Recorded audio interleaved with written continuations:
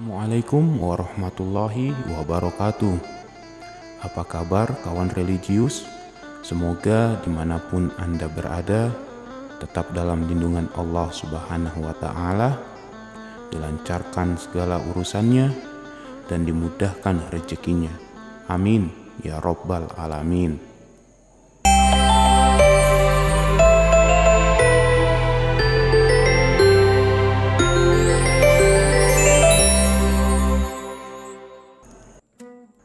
Abu Nawas 2 kali terbebas dari kematian. Pada suatu hari, Abu Nawas berjalan-jalan hingga sampai di kampung pedalaman. Kampung tersebut berada di daerah gurun dan jauh dari tempat tinggalnya. Di kampung itu nampak keramaian dan ternyata ada kerumunan orang yang sedang membuat bubur. Ketika Abu Nawas asyik mengamati suasana, tanpa disadari ada puluhan pasang mata yang mengamatinya. Tidak berapa lama kemudian, Abu Nawas sudah tertangkap dan diikat oleh para penduduk setempat. Lalu dia pun dibawa ke tengah-tengah kerumunan orang yang sedang membuat bubur tersebut. Saat ada seorang yang membawa golok tajam mendekatinya, Abu Nawas tidak tinggal diam saja. "Hei, kenapa aku ditangkap?" tanya Abu Nawas. Salah seorang dari mereka menjelaskan bahwa setiap ada orang asing, mereka akan menyembelih, lalu mencampurnya ke dalam adonan bubur dan memakannya. Mendengar penjelasan itu, Abu Nawas ketakutan juga.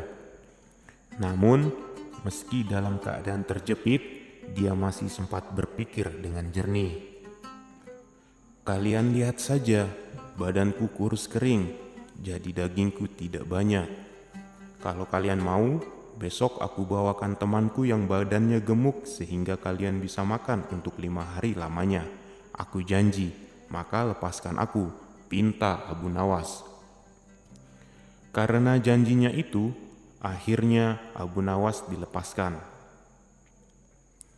Abu Nawas berpikir keras untuk menemukan siasat agar dirinya berhasil membawa teman yang gemuk. Terlintas di pikirannya bahwa sang Raja Harun ar-Rasyid. Seharusnya Raja tahu kondisi ini dan alangkah baiknya jika dia mengetahuinya sendiri, gumam Abu Nawas di dalam hatinya. Abu Nawas pun segera menghadap Raja Harun ar-Rasyid. Dengan berbagai bujuk rayu, akhirnya dia berhasil mengajak raja hanya berdua saja. Sesampainya di kampung pedalaman itu, tanpa banyak bicara, warga langsung menangkap raja. Abu Nawas pun segera meninggalkan kampung itu. Dalam hatinya dia berpikir, bila raja pintar, pasti dia akan bisa membebaskan diri. Tapi kalau tidak, maka raja akan mati.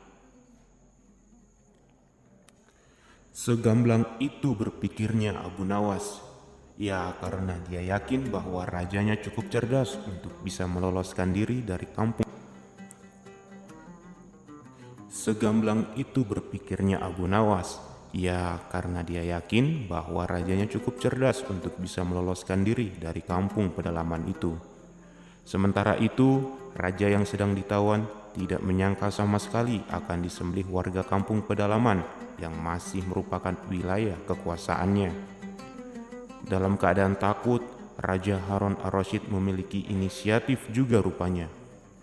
"Jika membuat bubur, dagingku ini tidaklah terlalu banyak karena banyak lemaknya. Kalau diizinkan, kalian akan aku buatkan peci, kemudian dijual dengan harga jauh lebih mahal daripada harga buburmu itu," ujuk Raja Harun ar-Rasyid ke warga kampung pedalaman itu. Mereka menyetujui dan meminta Raja Harun ar-Rasyid untuk menyelesaikan peci itu. Setelah peci selesai dibuat, raja pun dibebaskan. Setelah raja dibebaskan, Abu Nawas segera dipanggil karena telah berani mencelakakan rajanya sendiri. "Wahai Abu Nawas, engkau benar-benar telah membahayakan aku. Kamu harus digantung," ujar Raja Harun ar-Rasyid dengan geram.